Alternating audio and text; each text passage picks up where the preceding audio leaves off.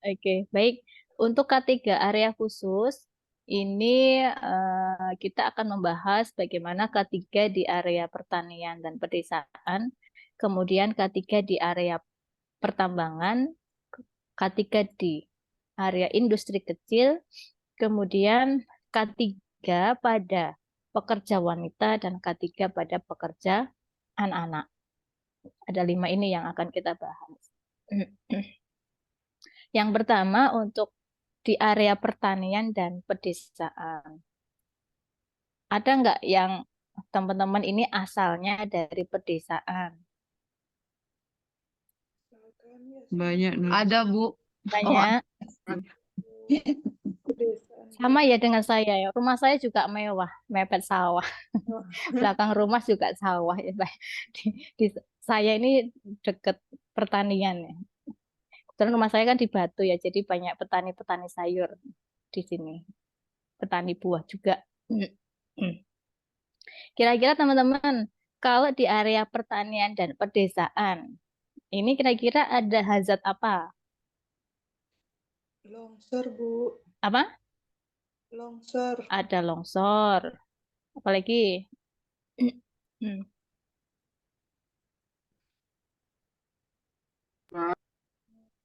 Hewan liar. Hewan liar. Ular ya? Bisa. Kalau di sawah banyak ularnya. Apalagi? Terkena pacul. Terkena pacul. Kena mekanik ya, alatnya ya. Pacul, traktor ya. Bisa melukai. Terus apa lagi hazardnya? Jatuh dari Terkena ketinggian. pestisida.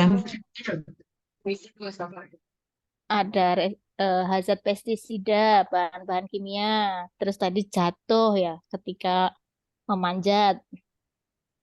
Petani mau metik kok pohon kelapa, metik buah kelapa, tingginya sudah berapa meter itu pohon kelapanya ya. Bisa terjadi jatuh, kecelakaan ya, akibat kerja ya.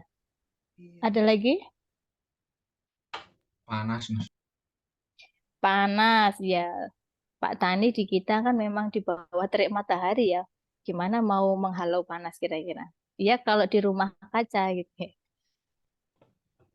Atau mungkin hidroponik gitu ya, nggak terlalu panasnya. Tapi kalau di sawah pertanian yang arealnya luas ya, atau di perkebunan, terik matahari ini susah sekali untuk dihindari. Ada lagi teman-teman? Terkena parang atau sabit, Bu. Kena parang, sabit, tadi temennya ada pacul, ada traktor gitu ya. Terkena alat-alat pertaniannya ya, berarti. Terus apa lagi? LBP Nurse, Apa? pinggang, Kurang jelas? sakit pinggang Nurse. Sakit pinggang. Petaninya mau menanam padi ya. Nanam padi itu kan sambil membungkuk ya. Bisa terjadi permasalahan ergonomi ya risikonya tadi ya. Iya, nah. Ya, ada risiko ergonomi kerja. Terus apa lagi? Jamur-jamuran itu kakinya, nurse, karena itu Jamur. becek kan, lumpur kan. Ya, ke sawah nggak pakai sepatu ya. Sepatu alami, nyekermen gitu ya. Kalau di Jawa nyekermen, bukan nekermen ya.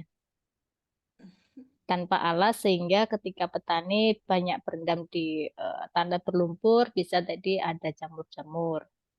Ada lagi teman-teman? Zat kimia pupuk. Zat kimia selain tadi pestisida bisa juga dari pupuk kimiawi. Ada lagi?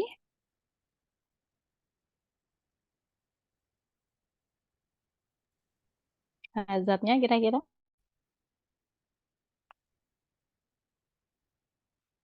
Saya pernah ini yang tadi kimiawi ya.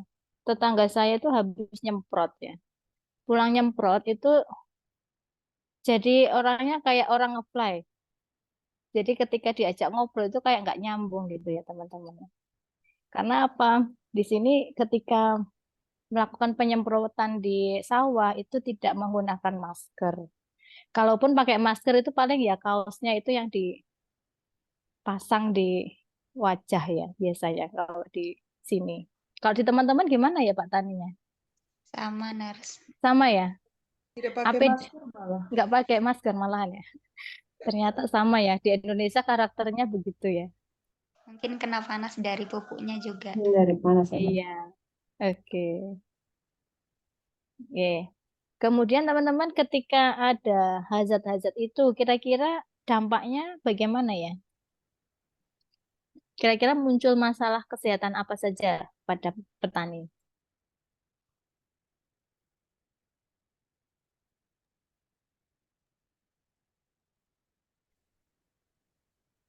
Apakah kira-kira?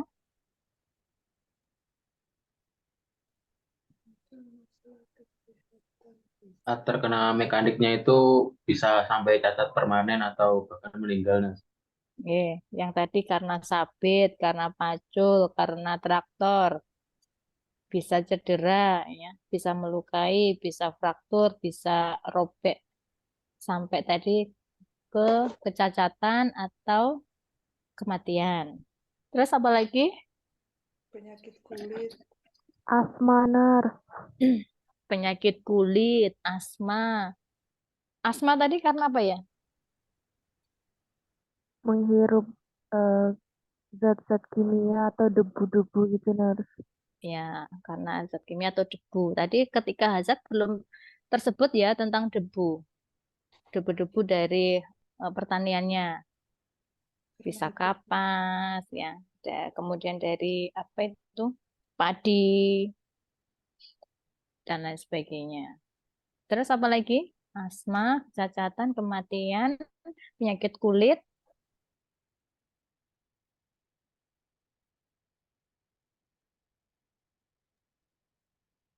Tadi yang kena apa? Hewan Cacar. buas, hewan liar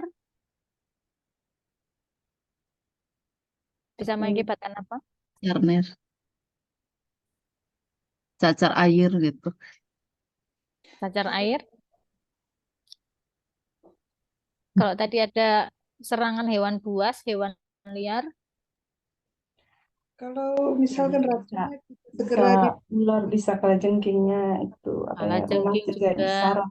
Iya Bu. bisa Saraf keracunan ya. ya racun. Oke, bisa keracunan sampai ke kematian. Ini dampak-dampaknya. Kemudian peran kita kira-kira apa teman-teman? Kan sudah tahu ya bahwa bahaya atau hazard di pertanian di pedesaan itu kan banyak ya. Terus kita lihat karakteristiknya orang-orang di pedesaan di bidang pertanian juga itu seperti itu ya. Mungkin dari tingkat pendidikannya yang mungkin kurang ya, tingkat pemahamannya kurang, ekonominya juga gitu ya. Dan dampak yang ditimbulkan dari berbagai hazard dengan karakteristik masyarakat di pedesaan yang seperti itu, kira-kira peran kita ini sebagai perawat untuk menciptakan K3 di bidang pertanian di area pedesaan kira-kira apa? memberikan edukasi, Nurse. Edukasi, edukasi tentang apa? Edukasi tentang bahaya daripada atau hazard daripada Pencegahan pertanian dan protektif. pedesaan. Edukasi tentang hazard-hazard yang ada di area pertanian di pedesaan, kemudian edukasi tentang pencegahannya ya tadi ya, bagaimana bisa mencegah hazard-hazard itu biar tidak muncul dampak-dampaknya, gitu ya. Apalagi Penggunaan APD, Nurse. ya penggunaan APD kita bisa lakukan edukasi itu juga. Adakah? Bisa advokasi mungkin ke pemerintahan untuk adakan pelatihan-pelatihan terhadap para petani kiranya. Ya, advokasi pentingnya pelatihan untuk para petani bisa melalui kelompok-kelompok tani ya. Kalau di desa-desa itu ada kelompok tani ya, Iya, poktan Nurse. poktan ya. Kita Ya. bisa masuk ke situ ya. Oke. Ya. Ada lagi? Melakukan merujuk nurse jika diperlukan. Jika Iya. ada kondisi-kondisi tertentu bisa ada bila ada kondisi. Nggih, bisa melakukan perawatan langsung atau kalau tidak bisa kita atasi langsung kita rujuk ya tadi. Misalnya tadi digigit ular gitu ya. Kemudian tadi ada kena sabit sampai lukanya dalam lebar gitu ya. Atau sampai mungkin jatuh tadi terus fraktur ya nggak mungkin kita atasi ya. Jadi harus kita rujuk. Adakah yang lain? Advokasi juga misalkan pengadaan alat prasarana dan sarana. Nih, Sarana dan advokasi prasarana. penyediaan mungkin terutama APD mungkin ya. Kalau menurut petani ini mahal harganya, Iya, sayang kalau buat beli APD mending buat beli pupuknya gitu. iya. Jadi mungkin kita bisa advokasi ke pemerintah desa atau mungkin dari Balai Penyuluh Pertanian untuk penyediaan tadi APD atau sarana yang lain. Oke, baik. Nah, teman-teman sudah memahami ya sebetulnya, jadi kayaknya nggak perlu dibahas panjang. Ini, jadi mungkin kita memang diskusi saja dari kondisi-kondisi di lapangan kita, gitu ya. Kan kita tidak jauh-jauh dari mereka juga. Berbagai masalah tadi mungkin yang harus kita pahami kalau di pedesaan dan di pertanian itu kita lihat karakteristik demografinya ya. Yang mana kalau di pedesaan mungkin apa namanya lebih banyak para perempuan dan anak-anak gitu ya. Karena bapak-bapaknya yang laki-laki usia dewasa itu mungkin banyak yang bekerja di kota. Sehingga yang di rumah di pedesaan itu lebih banyak mungkin adalah para wanita dan anak-anak. Kemudian kalau kita lihat dari segi ekonominya juga kebanyakan kalau di pertanian itu mereka yang ekonominya kurang, ya. Di mana tidak semua petani itu punya lahan ya. Ada yang mereka memang sebagai buruh tani. Kalau dia punya lahan luas ya sebagai petani yang tuan tanah ya, tuan takur, bukan tuan takur ya, tuan tanah. Maka ya ekonominya sudah bagus. Tapi kalau yang tadi buruh tani nggak punya lahan sendiri, dia bekerja ke orang lain, ya itu kan ekonominya kurang. Kemudian kita lihat kondisi geografisnya saat ini mungkin dari tingkat kesuburan tanah, kalau dulu subur makmur ya, sentosa. Kalau sekarang kan tanah itu subur kalau dikasih pupuk kimia. Padahal dampak jangka panjangnya kan ya yang namanya zat kimia bisa jadi nanti berefek ke tubuh manusia. Bisa melalui aliran airnya, gitu ya, resapan air tanahnya, gitu kan. Apalagi kalau rumah kita dekat sawah ya, yang tadi mau mupuk aja bisa masuk saluran nafas. Kemudian selain sosial ekonomi, kita lihat dari segi perubahan masyarakat di pedesaan. Ya, ya mungkin di pedesaan mungkin memang jaraknya memang agak ini ya, jarak-jaraknya memang lebih luas ya. Tidak sepadat di kota. Tapi dari segi bahan bangunan bisa jadi kurang berkualitas. Ya.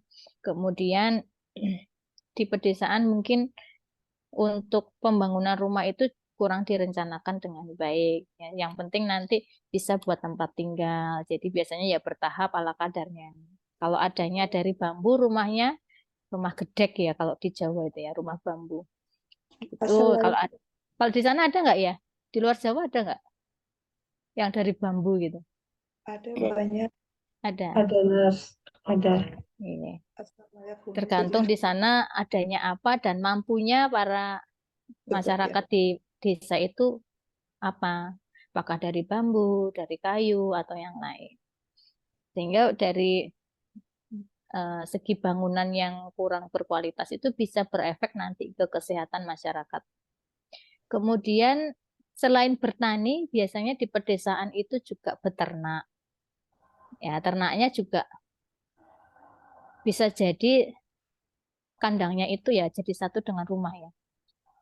Atau mepet di belakang rumah ya.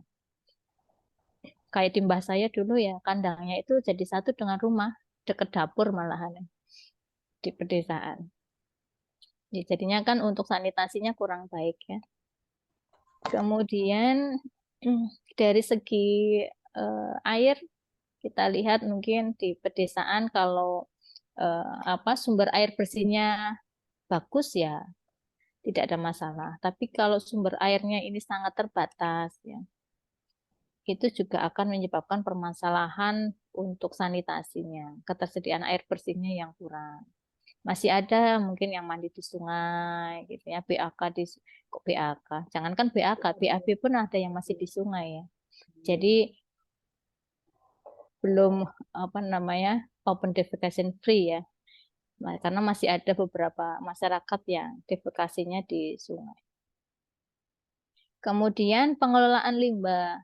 Nah, biasanya kalau di pedesaan pengelolaan limbahnya secara mandiri ya. Apakah nanti dibakar gitu ya atau ditimbun ya. Pengelolaan pemilahan sampah itu juga mungkin kurang. Kalau limbah yang dari kotoran ternak itu biasanya mereka olah menjadi pupuk. Ya, jadi kita harus tahu dulu karakteristik masyarakat di pedesaan ya. Yang mana memang lebih unik gitu ya. Dan nanti dari segi budaya juga ketika kita akan masuk melakukan edukasi tidak semudah yang kita kira gitu ya, kita pikir gitu ya. Karena untuk memahamkan mereka, untuk membuka wawasan mereka itu juga cukup sulit. Dari segi pendidikan ini mayoritas memang biasanya pendidikannya kurang karena akses untuk ke sarana pendidikan kan juga agak jauh ya. Apalagi mungkin nanti butuh transportasi ya, kemudian juga biaya ya. Mungkin sekolahnya gratis tapi kan harus beli buku, harus beli seragam gitu ya. Kemudian tadi harus naik angkot kan, sehingga itu harus dipertimbangkan. Kemudian untuk nutrisi di pedesaan biasanya pola nutrisinya yang kurang baik, mungkin tidak bergizi seimbang gitu ya. Meskipun tidak banyak kolesterol ya, tapi gizinya mungkin kurang seimbang. Kemudian untuk alat transportasi juga agak sulit ya. Entah karena alat transportasinya atau akses jalannya yang kurang baik. Kalau di kita kebanyakan biasanya jalannya yang banyak rusak. Kalau di desa-desa itu kurang diperhatikan ya. Yang dibangun terus itu kan ya di kota-kota. Di desa-desa itu banyak yang ya rusak-rusak, masih jalannya tanah, bebatuan gitu. Kemudian untuk pekerjanya kalau di pedesaan memang mayoritas adalah bertani, berkebun, beternak gitu ya. Bisa juga berdagang. Kalau untuk petani di pertanian di sini kan tadi ada yang menyebutkan ada bahaya ini ya kena cangkul ya. Itu karena memang pekerjaan petani kan ada yang mencangkul ya, mencangkul tanahnya. Kemudian tadi kalau sakit pinggang itu karena menanam, karena memang aktivitasnya tadi menanam yang harus membungkuk gitu ya. Terus tadi ada hazard kena apa tadi pupuk-pupuk gitu ya atau pestisida ya, karena memang itu untuk aktivitas di pertanian yang seperti itu ya. Kena sabit ya karena tadi memanen gitu ya. Itu jadi kan ketika kita sudah tahu bahwa oh ini loh pekerjaannya petani apain saja, kita bisa identifikasi hazard-hazardnya juga.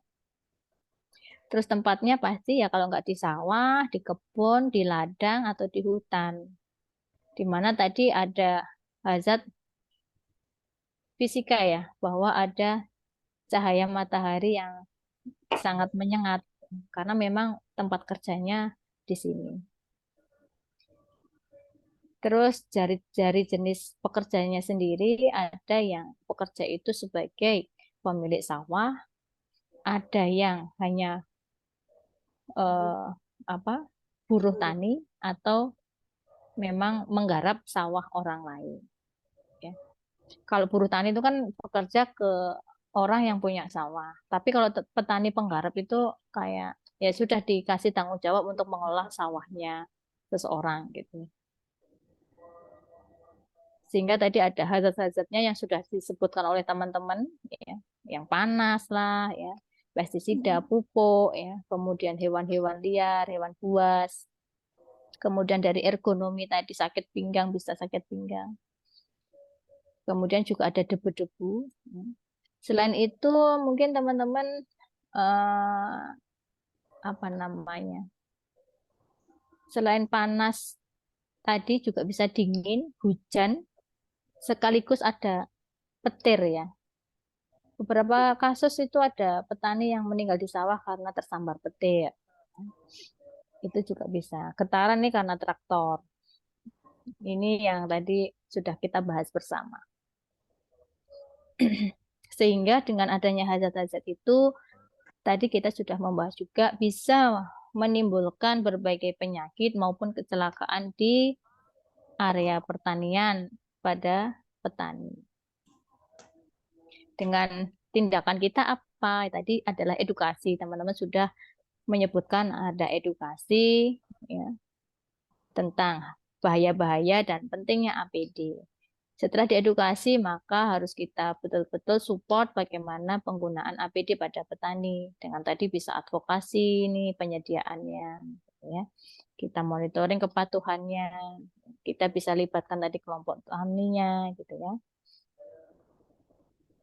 Dan selain itu tadi kita bisa tindakan seperti tadi perawatan langsung ya jika ada permasalahan penyakit ataupun kecelakaan akibat kerja di area pertanian, serta rujukan, gitu ya. Tadi sudah disebutkan semua oleh teman-teman. Kemudian jangan lupa untuk surveillance, pencatatan secara terus-menerus kejadian-kejadian atau permasalahan pada petani di pedesaan. Oke, kemudian yang pertambangan, saya rasa pertambangan juga dulu sudah banyak dibahas. Di area pertambangan banyaknya adalah kimiawi, gitu ya. Ada debu-debu, asap, gas. Ya. Kemudian juga bisa muncul hazard ergonomi, biologi maupun psikososial. Psikososial ini karena ini ya, karena pertambangan itu kan biasanya areanya itu jauh ya, dari tempat tinggal, sehingga mereka ada migrasi para pekerja dari tempat tinggalnya ke tempat pertambangan, ya ke tempat kerjanya. Biasanya mereka kan tinggal di mes. Kemudian shift kerjanya juga di pertambangan bisa 24 jam, ya, kerja terus-menerus nih. Jadi biasanya kan mereka kerja misalnya 1 bulan, 1 bulan baru libur berapa? 2 minggu misalnya, gitu ya.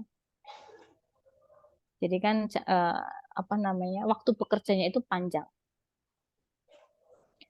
Hazard yang lain, bising, getaran, radiasi, panas, dan kemungkinan bisa muncul kecelakaan di pertambangan ya karena adanya ledakan, ya, atau mungkin memang tindakan kerja yang tidak aman, atau kondisi mekanik dan fisik yang tidak aman, atau memang dari faktor pekerjanya sendiri. Sehingga nanti penting kita melakukan suatu tindakan pencegahan dan bagaimana perilaku yang aman untuk bekerja. Selain itu juga penting adanya dukungan sarana prasarana di area pertambangan, seperti harus ada fasilitas toilet, kamar mandi, ruang ganti, gitu ya. Kemudian tempat makan yang layak, air minum, air bersih, ya. Kemudian pengelolaan sampah dan limbah di pertambangan. Untuk pelayanan kesehatan perlu ada pemeriksaan sebelum bekerja secara berkala maupun nanti ketika ada keluhan-keluhan kesehatan. Banyak sekali para pekerja yang mengeluh kesehatan apakah karena di pernafasannya gitu ya atau karena tadi ergonominya. Sehingga di sini peran kita memang bisa dengan identifikasi permasalahan di tempat kerja oleh para pekerja pertambangan, kemudian harus kita dokumentasikan dengan baik tadi hasil pengkajiannya, data-datanya, kemudian prioritaskan permasalahannya, kita lakukan upaya-upaya lebih fokus pada upaya pencegahan. Bisa dengan edukasi, ya. Kemudian kalau memang sudah ada kejadian, maka pertolongan pertama itu harus segera dan ada rujukan juga.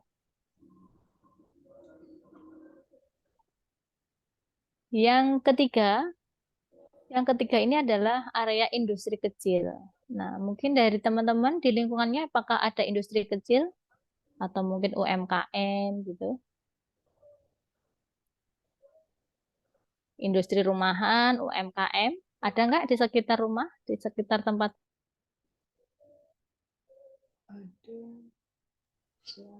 Ada nurse. Ada ya. Oke. Kira-kira bagaimana kondisi pekerja di sana?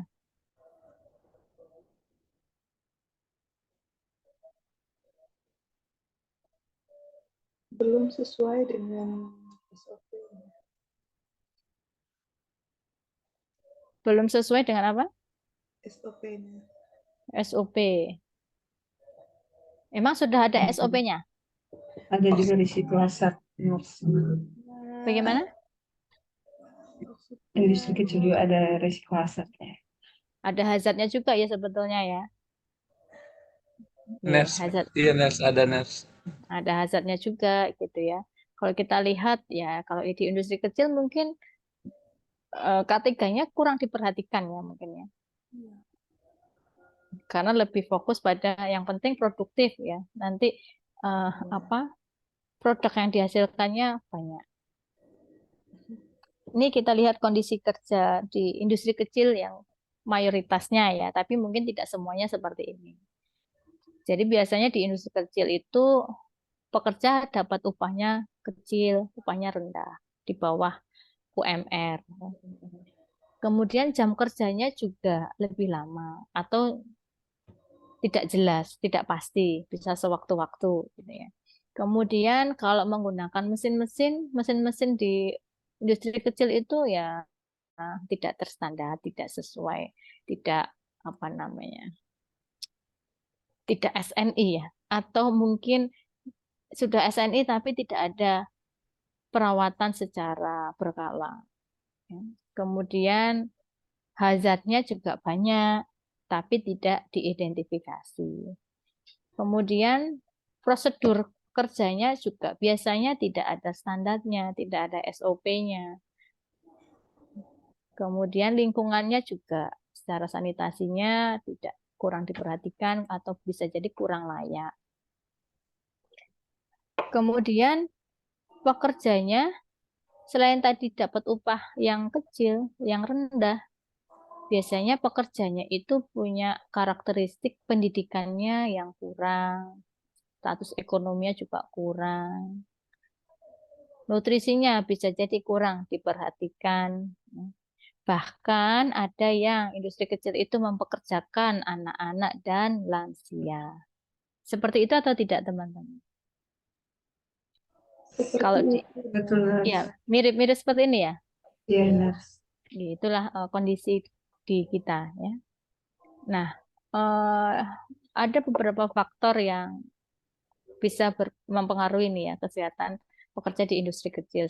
Selain tadi ada hazard-hazard yang memang banyak, selain itu juga faktor yang lainnya seperti status kesehatan sebelum bekerja. Jadi memang karena di industri kecil ini tidak ada screeningnya, tidak ada open recruitment yang harus melewati apa saja tes-tesnya gitu ya. Biasanya kan hanya wawancara saja ya sudah gitu ya. Sehingga bisa jadi industri kecil ini tidak mengetahui bagaimana status kesehatan pekerja itu sebelumnya. Jadi nggak tahu riwayat kesehatannya apa gitu ya. Kemudian aturan di tempat kerja di industri kecil ini kan juga kadang nggak jelas. Jam kerjanya juga kadang berubah-ubah, ya. Jam kerjanya tadi yang panjang, prosedur kerjanya yang tidak tertulis dengan baik, ya. Tidak ada petunjuknya, kadang juga tidak ada pelatihan terlebih dahulu, yang penting action gitu ya, tapi tidak ada arahan yang jelas. Kemudian di industri kecil biasanya juga tidak ada layanan kesehatannya. Karena kan memang industri kecil mungkin pekerjanya kan ya nggak sampai 100 ya. Paling ya nggak sampai 10 atau mungkin belasan gitu ya. Sehingga memang tidak ada penyediaan layanan kesehatan. Termasuk juga tidak diberikan ini ya JKN, tidak diberikan BPJS Kesehatan biasanya oleh pemilik industrinya. Dan oleh pekerjaan maupun pengusaha sendiri mereka kurang ada kesadaran tentang bagaimana K3 ya, karena memang dari dalam skup yang kecil itu memang mungkin income-nya kurang. Sebentar ya.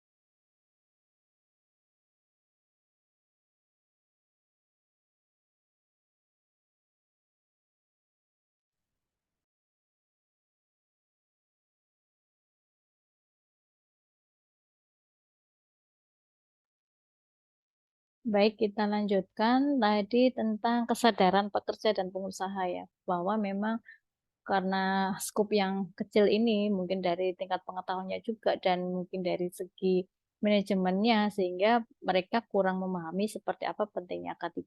Otomatis juga untuk pengendalian hazard pun ya mereka tidak lakukan. Termasuk juga untuk kepatuhan para pekerja terhadap prosedur maupun penggunaan APD biasanya juga tidak diperhatikan. Ini beberapa yang mempengaruhi masalah kesehatan pada pekerja di industri yang skopnya masih kecil. Ya. Nah, di sini mungkin yang perlu kita lakukan untuk melakukan pengkajian pada pekerja di industri kecil bisa dengan melakukan beberapa pemeriksaan seperti pemeriksaan urin, darah, ya, fungsi paru, fungsi pendengaran, ya. Kemudian juga pengkajian riwayat dan gejala-gejala yang dialami oleh para pekerja serta identifikasi insiden dan injuri yang ada di sana. Kemudian yang bisa kita lakukan untuk area industri kecil di sini adalah penting untuk meningkatkan kesadaran bagi pengusaha dan pekerja. Seperti di sistem manajemen K3 tadi kan yang utama adalah komitmen dulu gitu ya. Komitmen itu kalau mereka tidak paham, tidak tahu tentang pentingnya K3 kan ya mereka nggak mau berkomitmen. Jadi kita berikan kesadaran pemahaman tentang pentingnya K3 sehingga nanti harapannya mereka terbuka wawasannya untuk menerapkan K3 ini di lingkungan industri kecil.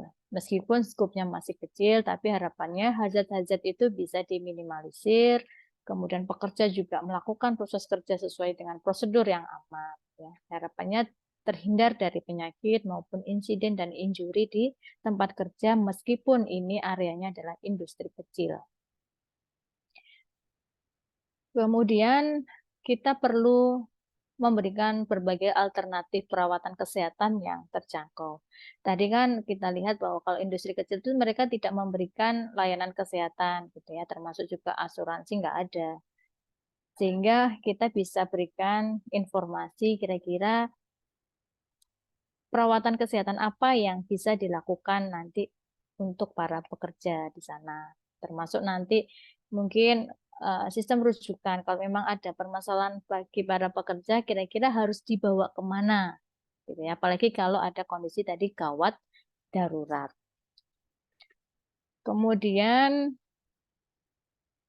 bisa juga nanti kita advokasi ke pengusaha untuk mereka lebih memperhatikan K3 dan syukur-syukur kalau ada insentif untuk para pekerja yang mematuhi aturan-aturan K3.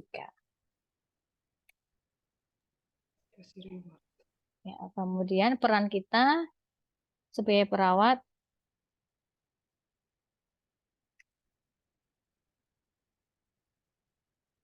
adalah yang pertama kita lakukan kunjungan. Kita kunjungan ke tempat kerja. Di industri kecilnya itu kita lakukan kunjungan. Bukan inspeksi ya, bukan sidak ya.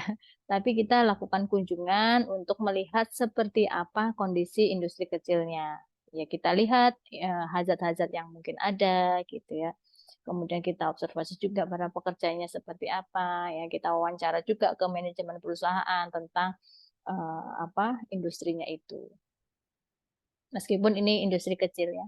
Jadi penting sekali. Biasanya sih kalau yang melakukan ini adalah mungkin perawat-perawat yang ada di puskesmas yang memang di sana sebagai penanggung jawab K3.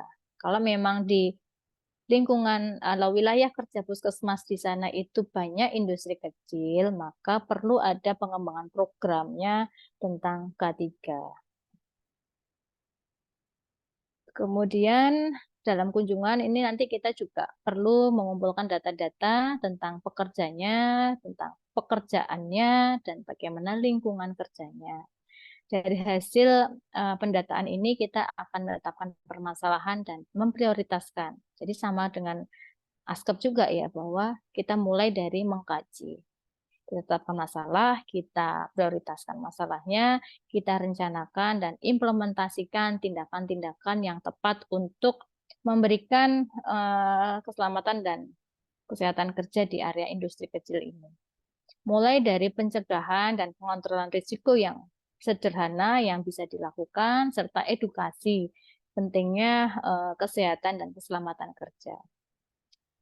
Kalau ada kejadian injury gitu ya, maka ya harus segera dilakukan pertolongan pertama. Kalau tidak bisa, pasti dengan rujukan.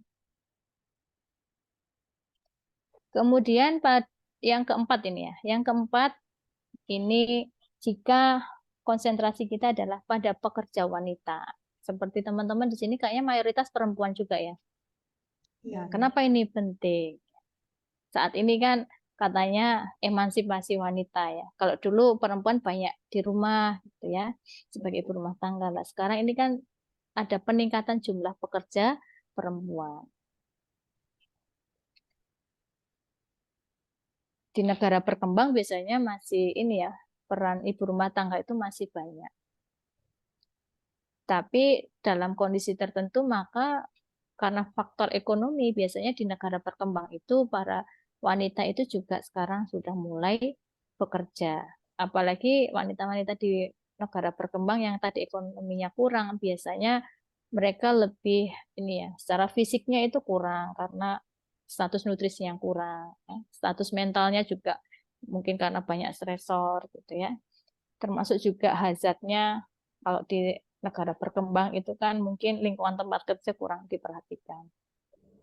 Sedangkan kalau di negara yang lebih berkembang, di negara-negara industri yang di sana memang banyak industri besar yang SMK 3-nya bagus, maka apa namanya bisa jadi kesehatan para pekerja itu lebih diperhatikan. Tapi mungkin memang tidak seperti apa namanya perhatiannya ke para pekerja laki-laki. Karena kan wanita ini punya perbedaan dengan laki-laki baik secara fisik, ya, psikologis, ya. Sehingga memang pendekatannya pun harus berbeda untuk pekerja yang wanita. Ini hajat-hajat yang bisa muncul untuk para pekerja wanita. Ya. Yang pertama dari psikososial, di mana biasanya gajinya ini lebih rendah. Ya. Selain itu adalah tanggung jawabnya, selain nanti dia bekerja, masih ada tanggung jawab untuk perannya sebagai istri, ibu, dan bagaimana pemenuhan kebutuhan keluarganya. Sehingga bisa jadi akan ada kelelahan secara fisik ya, yang nanti akan berdampak ke mentalnya. Kemudian untuk hazard kimia ini akan berbeda dampaknya jika ini terjadi pada wanita. Karena pada wanita ini apa namanya ada lemak tubuh yang lebih tinggi ya. Kita ini para perempuan menyimpan lemak yang lebih banyak sehingga untuk pelarut organik itu memang mudah tersimpan. Kemudian untuk larut yang kimia juga ini akan berpengaruh terhadap menstruasi. Kemudian yang lain bisa berpengaruh ke memang sistem reproduksi yang memang berbeda di perempuan. Bisa jadi akan memunculkan permasalahan reproduksi apakah nanti ke infertilitas ya atau mungkin bisa ke abortus gitu ya. Yang ini diakibatkan oleh bahan-bahan kimia. Kemudian agen fisik juga beberapa hazard fisik. Sebentar ya, saya minum dulu.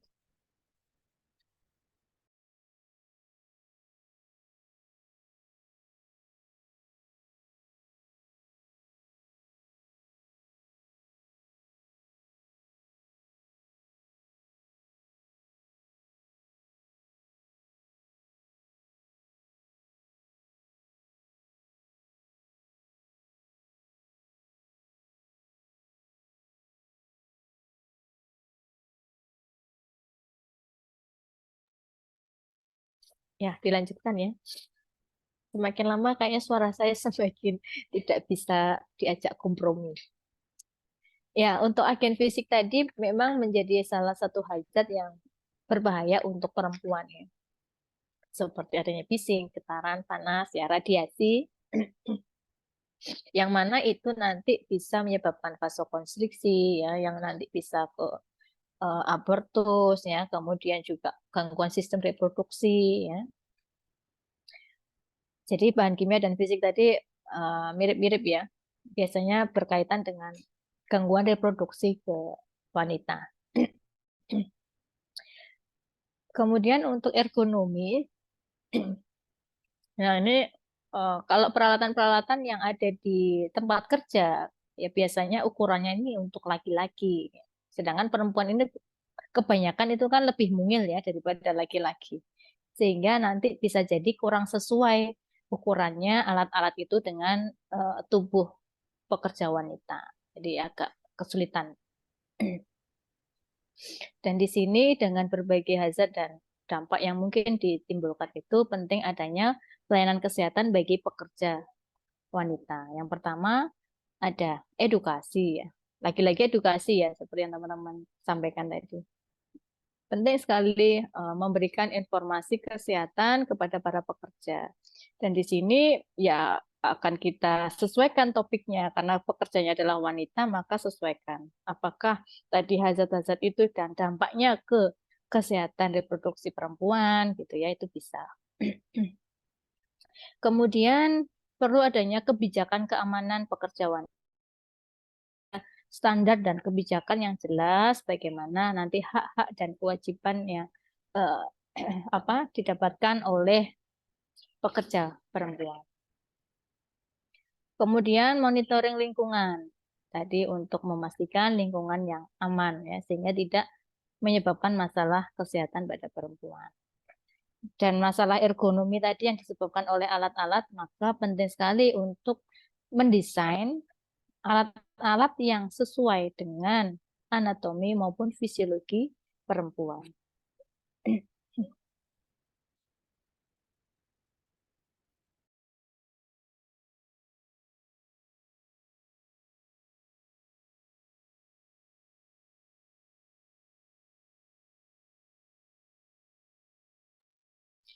Yang lain adalah penting adanya pemeriksaan. Pemeriksaan kesehatan ya pastinya harus berbeda untuk kesehatan perempuan dan pekerja laki-laki ya. Sehingga perempuan harus lebih spesifik ya bagaimana terutama untuk reproduksinya dan psikologisnya. Kemudian yang perlu kita lakukan lagi adalah penelitian. Jadi perawat ini juga perlu melakukan penelitian-penelitian bagaimana K3 ya tidak hanya untuk perempuan sebetulnya ya teman-teman. Jadi di berbagai area pun di semua area itu penting dilakukan penelitian-penelitian tentang K3 ini. Apakah nanti untuk identifikasi hazardnya atau nanti melihat hubungannya hazard-hazard itu dengan kesehatan para pekerja ya atau nanti dengan ada suatu intervensi yang nanti berdampak pada kesehatan bagi para pekerja. Dan di pekerja perempuan ini memang kebutuhan akan hak-hak perempuan itu perlu diupayakan dan perlu disosialisasikan. Ya.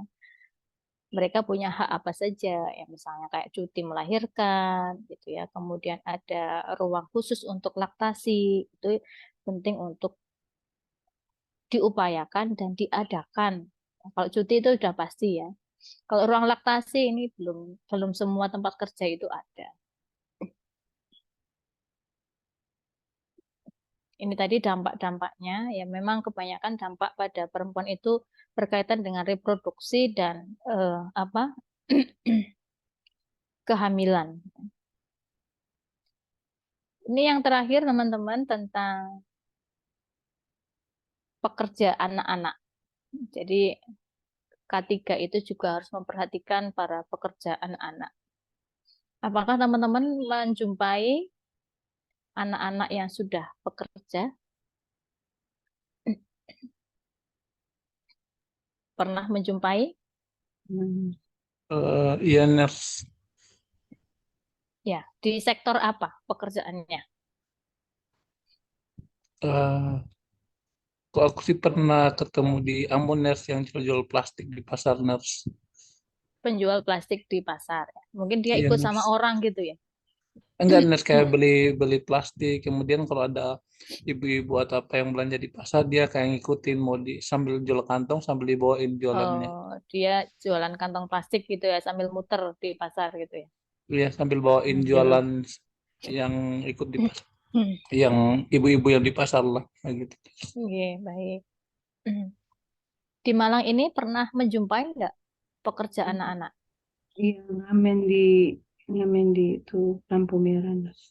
Ya, pengamen di lampu merah. Ada lagi selain pengamen?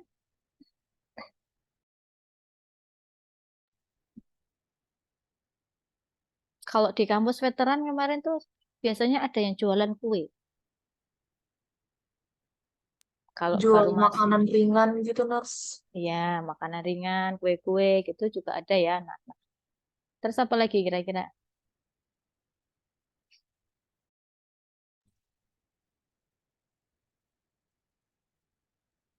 Penjual koran, bisa jadi ya. Ada lagi?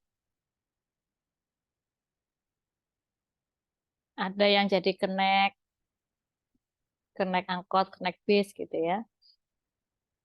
Banyak sebetulnya ya teman-teman. Apalagi kalau mungkin di area-area yang secara ekonomi kurang, biasanya ketika mereka tidak melanjutkan pendidikan, ya lulus SD sudah, ya sudah, mereka akan bekerja. Atau lulus SMP, mereka juga sudah bekerja. Lulus SMP itu kan masih usia anak-anak ya, meskipun dia anak remaja, tapi kan termasuk dia kategori anak-anak. Ya, ini kenapa mereka itu bekerja, banyak faktor yang menyebabkan mereka itu bekerja. Yang pertama biasanya karena faktor ekonomi, faktor kemiskinan, ekonomi yang kurang ya, karena orang tuanya yang mungkin memang kurang berpenghasilan, ekonominya kurang, tidak mencukupi, akhirnya anak-anak berusaha untuk membantu orang tuanya mendapatkan tambahan penghasilan. Atau malah memang apa namanya diberdayakan oleh orang tuanya untuk bekerja, itu juga ada. Ya sudah, nggak usah sekolah, mending kamu kerja aja yang pasti dapat uang. Nanti sekolah pun belum tentu lulus dapat uang gitu ya. Ya, persepsinya ada yang seperti itu. Kemudian dari pendidikan yang kurang menganggap bahwa tadi memang jalan pintasnya itu, jalan ninjanya itu mending bekerja daripada sekolah, karena sekolah itu malah mengeluarkan biaya, tapi kalau bekerja malah dapat uang. Itu pemikirannya masyarakat. Dan biasanya anak-anak bekerja itu terjadi pada populasi rentan yang mana biasanya populasi rentan ini misalnya pada anak-anak yang dengan orang tua tunggal gitu ya. Kemudian tadi eh, masyarakat yang miskin, gitu ya. Kemudian juga anak yang sudah tereksploitasi. Ini yang diberdayakan ya. Agak agak apa? Agak enaknya didengar itu diberdayakan. Kalau dieksploitasi itu kayaknya kan agak-agak ini ya, kasar gitu ya. Itu kenapa mereka bekerja ya. Bahkan yang mengeksploitasi atau yang memberdayakan bisa jadi bukan orang tuanya ya. Bisa jadi orang lain. Gitu ya. Untuk memberdayakan mereka mengamen, ya, memulung, dan lain sebagainya.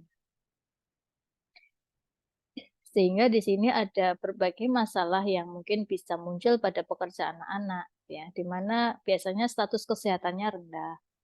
Mau mandi saja mungkin nggak sempat. Nutrisinya juga tidak terpenuhi. Dia makan sehari sekali aja sudah bagus, ya. Bisa juga nanti ada risiko keracunan ya, karena nanti jadi makan sembarangan gitu ya. Ada risiko kecelakaan dan cedera juga pada anak-anak ya, dan perkembangan psikologisnya yang nanti ini bisa berdampak jangkanya panjang.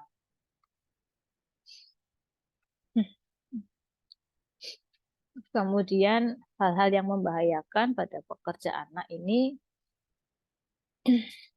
peraturan kerjanya, misalnya ada nih anak-anak yang sudah jadi ART ya, jadi ART, lulus SMP jadi ART ke kota besar. Dia kan jadinya tinggalnya harus jauh dari orang tuanya, padahal usia anak-anak itu kan penting sekali untuk dia dekat bersama orang tua. Atau ada nih usia anak-anak yang sudah mau kerja ke luar negeri juga gitu ya. Ada anak-anak yang dijual, ya kan, dan lain sebagainya. Ini sehingga keterpisahan dengan orang tua itu dampak yang kurang baik untuk perkembangannya. Kemudian pajanan hazard juga berisiko sekali. Apapun hazardnya yang tadi, apakah biologi, fisika, kimia, gitu ya, bisa mengganggu ke fungsi fisik maupun psikologis anak. Kemudian APD-nya, ya biasanya pekerja anak-anak tadi kebanyakan adalah pekerja informal, sehingga mereka juga nggak pakai APD. Ketika tadi bekerja di jalanan, mereka nggak pakai masker, nggak pakai alat pelindung topi misalnya, gitu ya. Kadang juga nggak pakai alas kaki, dan rawan akan terjadi kecelakaan pada anak-anak.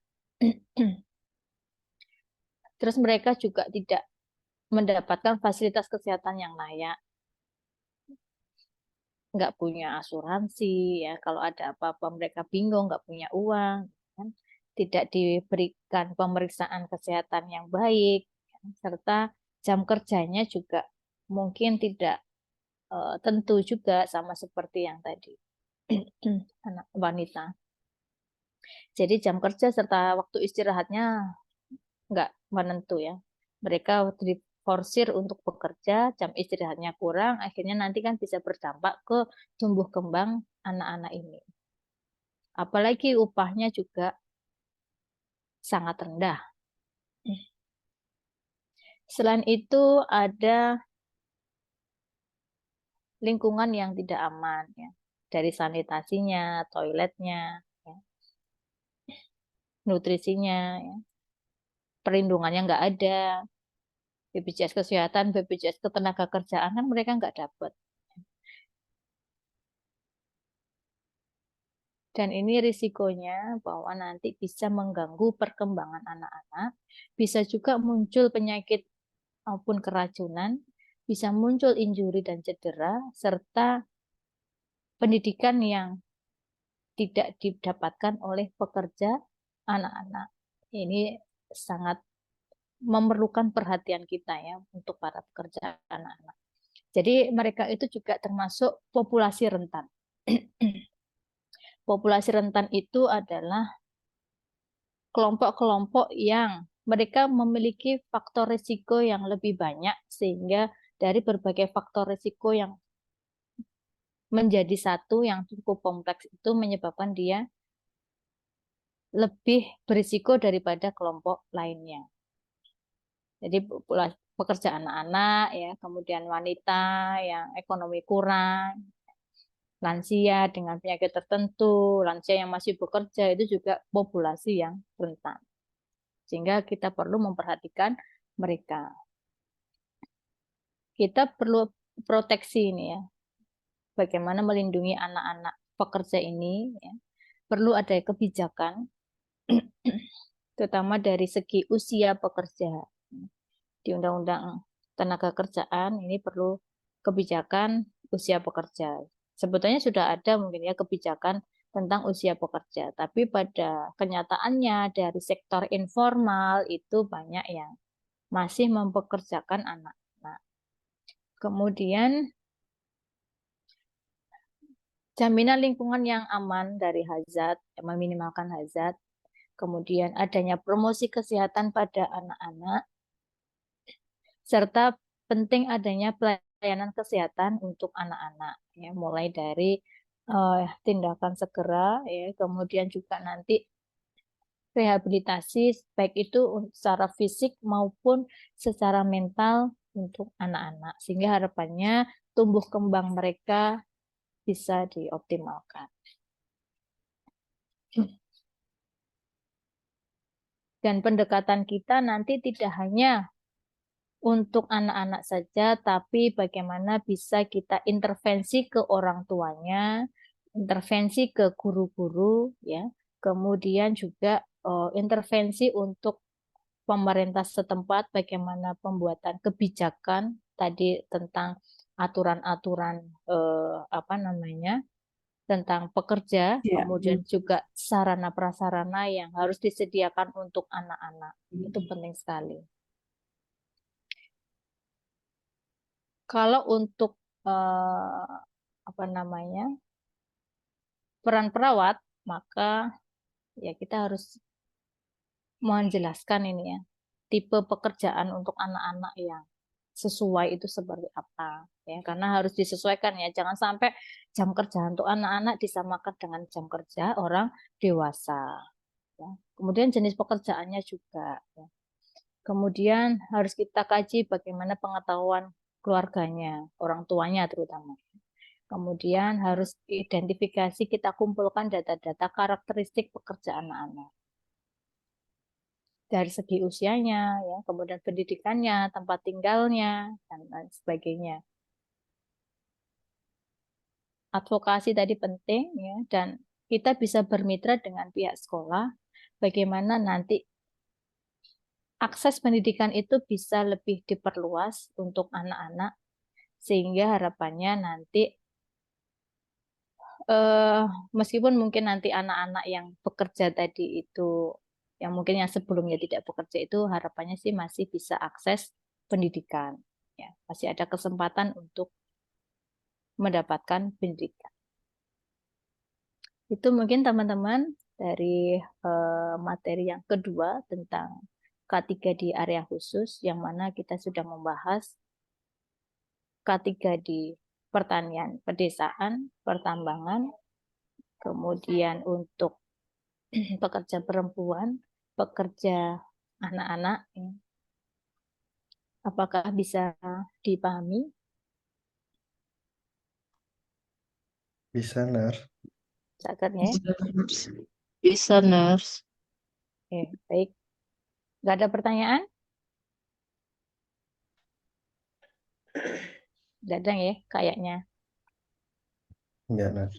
Nggak ada ya, karena memang ini ada di lingkungan kita, sehingga kita akan lebih mudah untuk menganalisis ya kondisi-kondisi yang ada di sekitar kita tadi, berbagai area khusus yang harus kita perhatikan betul para pekerjanya. Semoga teman-teman nanti ada yang bisa meneliti tentang bagaimana para pekerja di area khusus tadi ya, apakah nanti di pertanian ya, atau pada pekerja perempuan, atau mungkin di pekerja anak-anak dan yang lainnya, gitu ya. Baik, bisa diakhiri, teman-teman. Baik, Nurse. Oke, Mas Ani. Ya. Tanya, Iya. presensinya bagaimana ya, Nurse? Oh iya, presensinya nanti saya isikan aja ya. Baik. Sama Habis ini saya inputkan. Nanti teman-teman silahkan diisi maksimal jam 4 ya. Baik, Nurse. Untuk Materi nanti saya upload di PLN. Oh ya, kasih, Nurse.